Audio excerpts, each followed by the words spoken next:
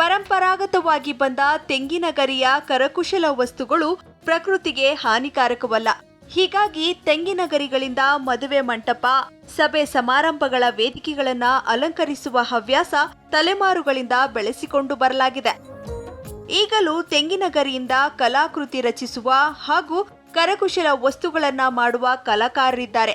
ತೆಂಗಿನ ಎಳೆಗರಿಯನ್ನ ಇತ್ತೀಚೆಗೆ ಇತರರು ಅಲಂಕಾರಗಳಿಗೂ ಬಳಸತೊಡಗಿರುವುದು ಆಶಾದಾಯಕ ಬೆಳವಣಿಗೆ. ಹಾಗಾದ್ರೆ ನಮ್ಮ ಸಿರಿ ಸಖಿ ಯಾವ ಅಲಂಕಾರಕ್ಕೆ ಬಳಸುತ್ತಾರೆ ಅಂತ ನೋಡೋಣ ಬನ್ನಿ. ನಮಸ್ಕಾರ ಸಿರಿ ವೀಕ್ಷಕರೇ, ಇವತ್ತು ನಾನು ನಿಮಗೆ ಜಾನೂರ್ ಆರ್ಟ್ ಮಾಡೋದನ್ನು ಹೇಳ್ಕೊಡ್ತಾ ಇದ್ದೀನಿ. ಜಾನೂರ್ ಆರ್ಟ್ ಮೂಲತಃ ಇಂಡೋನೇಷಿಯನ್ ಕಲೆ. ಇದನ್ನು ಇಂಡೋನೇಷಿಯನ್ ಭಾಷೆಯಲ್ಲಿ ಜಾನೂರ್ ಅಂತಂದರೆ ಎಳೆ ತೆಂಗಿನ ಗರಿ ಅಂತ ಅರ್ಥ. ಇದನ್ನು ಎಳೆ ತೆಂಗಿನ ಗರಿ ಮತ್ತು ಬಾಳೆ ಕಂದನ್ನು ಉಪಯೋಗಿಸಿ ಮಾಡ್ತಾರೆ. ಈಗ ನಾನು ಜಾನೂರ್ ಆರ್ಟ್ ಮಾಡೋದು ಹೇಗೆ ಅಂತ ನಿಮಗೆ ತಿಳಿಸ್ಕೊಡ್ತೀನಿ. ಜಾನೂರ್ ಆರ್ಟ್ ಮಾಡಲು ಬೇಕಾದಂತಹ ಸಾಮಗ್ರಿಗಳು: ಎಳೆ ತೆಂಗಿನ ಗರಿ, ಬಾಳೆ ದಿಂಡು, ಗುಂಡ್ಪಿನ್ನು ಮತ್ತು ಕತ್ತರಿ. ಮೊದಲು ನಾವು ಬಾಳೆಕಂದು ತೊಗೋತೀವಿ. ಇದನ್ನು ನಾನು ಪಿನ್ ಹೋಲ್ಡ್ರಿಗೆ ಚುಚ್ಕೊಂಡಿದ್ದೀನಿ. ಇದು ಸಪೋರ್ಟಿಗೋಸ್ಕರ ಹೀಗೆ ಚುಚ್ಕೊಂಡಿರೋದು. ಇದನ್ನು ಒಂದು ತೆಂಗಿನ ಗರಿ ತೊಗೊಂಡು ನಾವು ಎಲ್ಲಿ ಮಾಡಬೇಕು ಅಂತ ಅನ್ಕೋತೀವಿ ಅಲ್ಲಿ ಹೀಗೆ ರೌಂಡಿಗೆ ಇಟ್ಕೊಂಡು ಮಾರ್ಕ್ ಮಾಡ್ಕೋಬೇಕು. ಈ ಥರ ಚೂಪಾಗಿರುವಂತಹ ಯಾವುದೇ ವಸ್ತು ಆಗಲಿ ಅದನ್ನು ತೊಗೋಬೋದು ನೀವು. ಅದನ್ನು ಮಾರ್ಕ್ ಮಾಡ್ಕೋಬೇಕು.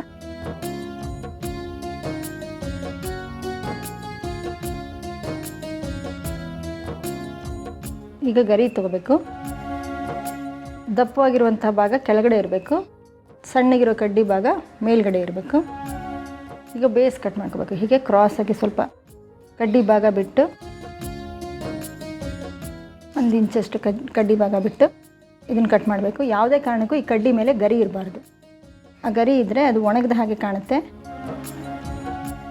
ನಿಮ್ಮ ಆರ್ಟಿಕಲ್ ನೀಟಾಗಿ ಕಾಣಲ್ಲ. ಇದನ್ನು ಕಡ್ಡಿನ ಶಾರ್ಪಾಗಿ ಕಟ್ ಮಾಡ್ಕೋಬೇಕು, ಅದರಲ್ಲಿ ಚುಚ್ಚೋದಕ್ಕೆ ಅನುಕೂಲ ಆಗೋ ಥರ. ಹೀಗೆ ಸುಮಾರು ಪೀಸ್ಗಳನ್ನ ಮಾಡಿಟ್ಕೋಬೇಕು. ಆದರೆ ಯಾವಾಗಲೂ ಮೊದಲು ತೊಗೊಂಡಿರ್ತಿರಲ್ಲ ಆ ಪೀಸನ್ನೇ ಅಳತೆಗೆ ಇಟ್ಕೊಂಡು ಮಾಡಬೇಕು. ಒಂದು ಸ್ವಲ್ಪ ಹೆಚ್ಚು ಕಮ್ಮಿ ಆದರೂ ನಿಮ್ಮ ಡಿಸೈನಲ್ಲಿ ತಪ್ಪಾಗೋ ಚಾನ್ಸಸ್ ಜಾಸ್ತಿ ಇರುತ್ತೆ. ಹೀಗೆ ಕ್ರಾಸಾಗಿ ಕಟ್ ಮಾಡ್ಕೋಬೇಕು. ಮತ್ತು ಇದನ್ನು ತೆಗೆದು ಕಡ್ಡಿನ ನೀಟಾಗಿ ಸವರ್ಕೋಬೇಕು. ಮತ್ತು ಕಡ್ಡಿಯನ್ನು ಶಾರ್ಪ್ ಮಾಡ್ಕೋಬೇಕು. ಹೀಗೆ ಸುಮಾರು ಪೀಸ್ಗಳನ್ನ ಮಾಡ್ಕೋತಾ ಹೋಗಬೇಕು. ಈಗ ಮುಂದೆ ಏನು ಮಾಡೋದು ಅಂತ ನಾನು ನಿಮಗೆ ತೋರಿಸ್ತೀನಿ. ಈಗ ಗರಿ ತಗೊಳ್ಳಿ, ಹೀಗೆ ಸೀಳ್ತಾ ಬನ್ನಿ. ಇಷ್ಟವರೆಗೂ ಸೀಳಿ. ನಂತರ ಪ್ರತಿಯೊಂದನ್ನು ಇದೇ ಅಳತೆಗೆ ಇಟ್ಕೊಂಡು ಇದನ್ನ ಮೇಲೆ ಇಟ್ಕೋಬೇಕು.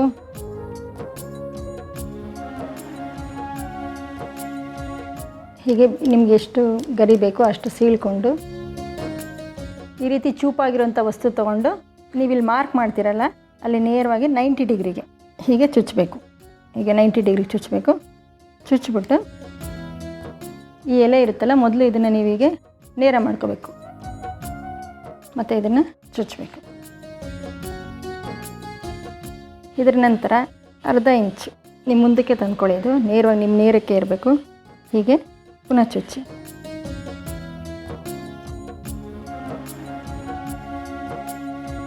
ಇದು ಮೇಲ್ಮುಖವಾಗಿ ಬರೋ ಹಾಗೆ ಚುಚ್ಕೋಬೇಕು. ಈಗ ಇಲ್ಲಿ ನೀವು ಹರ್ಕೊಂಡಿರ್ತೀರಲ್ಲ ಗರಿ, ಅದಕ್ಕಿಂತ ಸ್ವಲ್ಪ ಕೆಳಗಡೆ ಈ ವಿ ಶೇಪ್ ಬರೋ ಥರ ನೀವು ಸ್ಟೇಪ್ಲರ್ ಹೊಡಿಬೇಕಾಗತ್ತೆ.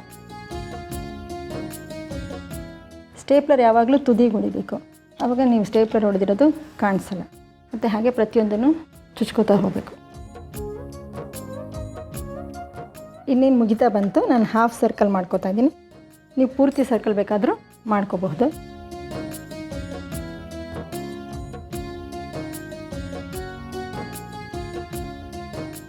ಈಗ ನಾನು ಇದನ್ನು ಬ್ಯಾಸ್ಕೆಟ್ ವೀವಿಂಗ್ ನಿಮಗೆ ಹೇಳ್ಕೊಡ್ತೀನಿ ಹೇಗೆ ಮಾಡೋದು ಅಂತ.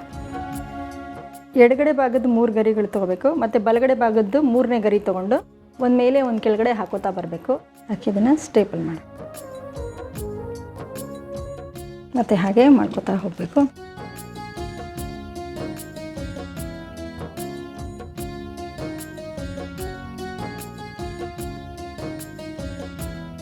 ಈ ರೀತಿ ಸುತ್ತಲೂ ಮಾಡ್ಕೋತಾ ಹೋಗಬೇಕು.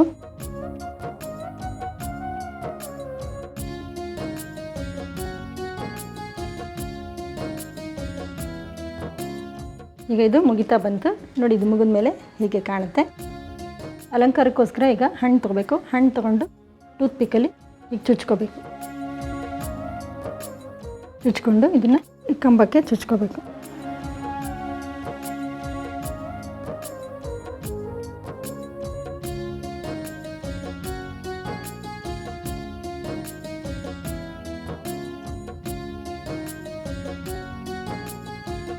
ಇದೇ ರೀತಿ ಆರೆಂಜ್ ತೊಗೊಂಡಿದ್ದೀನಿ, ಇದು ಹೀಗೇನೆ ಈಗ ಚುಚ್ಚಿ,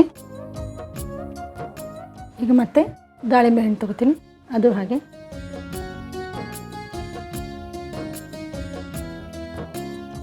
ಹೀಗೆ 3-4 ಥರ ಹಣ್ಣುಗಳನ್ನ ಚುಚ್ಕೋಬೇಕು.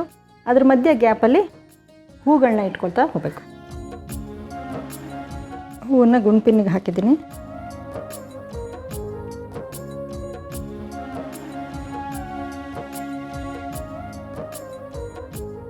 ಎಲ್ಲೆಲ್ಲಿ ಗ್ಯಾಪ್ ಇದೆಯೋ ಅಲ್ಲಿ ಹೂನ ಕ್ರಾಸಾಗಿ ಚುಚ್ತಾರೆ.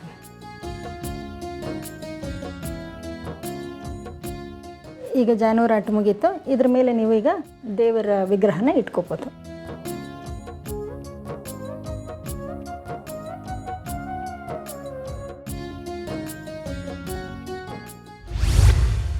ಇದೇ ರೀತಿ ಬೇರೆ ಬೇರೆ ಹಣ್ಣುಗಳು ಮತ್ತು ಹೂಗಳನ್ನಿಟ್ಟು ಅರೇಂಜ್ ಮಾಡ್ಬೋದು. ಸೀಸನಲ್ಲಿಗೆ ಸಿಕ್ಕುವಂಥ ಹಣ್ಣುಗಳನ್ನಿಟ್ರೆ ಚೆನ್ನಾಗಿರುತ್ತೆ. ಗ್ರೇಪ್ಸ್ ಸಿಕ್ಕಿದಾಗ ನೀವು ಗ್ರೇಪ್ಸ್ ಇಡ್ಬೋದು, ಅದು ತುಂಬಾ ಚೆನ್ನಾಗಿ ಕಾಣುತ್ತೆ. ಹಾಗೆ ಇದರಲ್ಲಿ ಬೇರೆ ಬೇರೆ ಡಿಸೈನ್ಗಳನ್ನು ಸಹ ನೀವು ಮಾಡಬಹುದು. ಇಲ್ಲಿ ಮೇಲೆ ವಿಗ್ರಹ ಇಟ್ಟು ನಿಮಗೆ ಇಷ್ಟವಾದಂತಹ ದೇವರುಗಳ ವಿಗ್ರಹಗಳಿಟ್ಟು ಜಾನುವಾರು ಆಟನ ಮಾಡಿ ನಿಮ್ಮ ಕೈಯಲ್ಲೇ ನಿಮ್ಮ ಕಲೆ ಅರಳಿದ್ದು ನೋಡಿ ಖುಷಿ ಪಡಬಹುದು. ಹೀಗೆ ನೀವು ಕೂಡ ತೆಂಗಿನ ಗರಿಯನ್ನ ಬಳಕೆ ಮಾಡಿ ಬೇಕಾದ ರೀತಿ ಅಲಂಕಾರ ಮಾಡಿಕೊಳ್ಳಬಹುದು. ನೋಡಲು ಕೂಡ ಸುಂದರವಾಗಿ ಆಕರ್ಷಕವಾಗಿ ಕಾಣಿಸುತ್ತದೆ.